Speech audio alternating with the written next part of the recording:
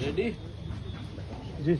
जैसा कि आप सभी को मालूम है कि हमारे फरसगांव केशकाल क्षेत्र में शासकीय शिक्षकों को और कर्मचारियों को बढ़े हुए धन के लाभ का प्रलोभन दे करके मल्टीपल लोन स्वीकृत कराए गए थे और इन लोन्स का बहुत बड़ा अमाउंट जो है आरोपियों के द्वारा अलग अलग जगहों पर इन्वेस्ट किया गया और प्रारंभिक 5-6 महीनों में पीड़ितों जब किस्तों का भरना बंद हो गया और बैंक से नोटिस आने लगे तब पीड़ितों को पता लगा कि उनको प्रलोभन का लाभ दिलाकर ठग लिया गया है और यह बड़े पैमाने पर कारित किया गया था।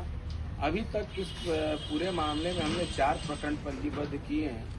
2 जो है वो थाना केशकाल में के प्रकरण है, 2 जो है वो थाना फरसगांव के प्रकरण है। इन चारों प्रकरणों की तफ्तीश में अभी तक की हमारी जानकारी के हिसाब से लगभग 80 या उससे अधिक शिक्षक इसमें पीड़ित के रूप में सामने आए हैं और जब हमने इसकी पतासाजी और तफ्तीश शुरू की तो इसके लिए फिर हमने 2 पृथक टीमों का गठन किया। एक टीम का नेतृत्व एसडीओपी केशकाल अरुण नेताम और विकास बघेल कर रहे थे और दूसरी टीम अभिनव उपाध्याय और श्रीवास के नेतृत्व में काम कर रही थी। इन टीमों ने फिर अपनी एक कार्य योजना बनाई और कार्य योजना को उन्होंने क्रमशः बड़े अच्छे तरीके से फलीभूत किया जिसका परिणाम आज हमारे सामने है। मल्टीपल बैंक्स इसमें इन्वॉल्व हुए हैं। HDFC, ICICI bank, SBI bank, Chhattisgarh ग्रामीण बैंक, इन बैंकों से पीड़ितों को लोन दिलाया गया है। लोन दिलाने के लिए जो प्रक्रिया थी उसमें इन्होंने एक लूप होल खोजा और उस लूप होल का हमारे आरोपियों ने बड़े अच्छे से फायदा उठाया। किसी एक बैंक से जब हम लोन लेते हैं तो 6 से 7 दिन फ्लोट होने में लगता है, जो कि उनके सिविल स्कोर और अन्य ऑनलाइन ट्रांजैक्शंस में दिखता है। तो इन्होंने क्या किया कि ए बैंक से इन्होंने पहले दिन लोन दिलाया और उस लोन को दर्शित होने में चूंकि 5 से 6 दिन लगते हैं तो उन्होंने दूसरे या तीसरे दिन बी बैंक से भी लोन दिला दिया।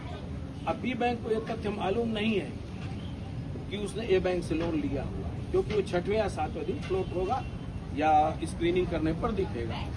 इस तरह से पीड़ितों को मल्टीपल लोन दिलाया गया। दूसरा, पीड़ितों के निवास स्थान और उनके पते भी कागजों में परिवर्तित कर दिए गए ताकि लोन और आसानी से मिले।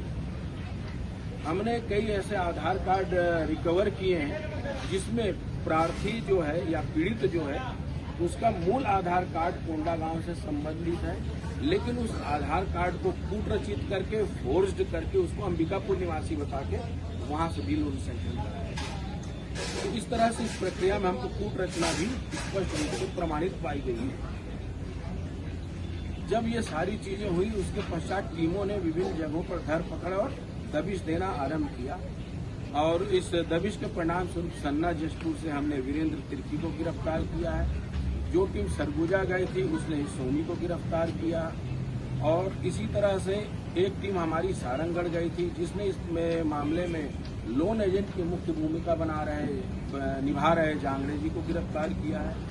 इसके अलावा एक अन्य प्रकरण में, इसी भांति के अन्य प्रकरण में निरुद्ध शिव शंकर की भी भूमिका हमने देखी कि हमारे केस में भी पाई गई।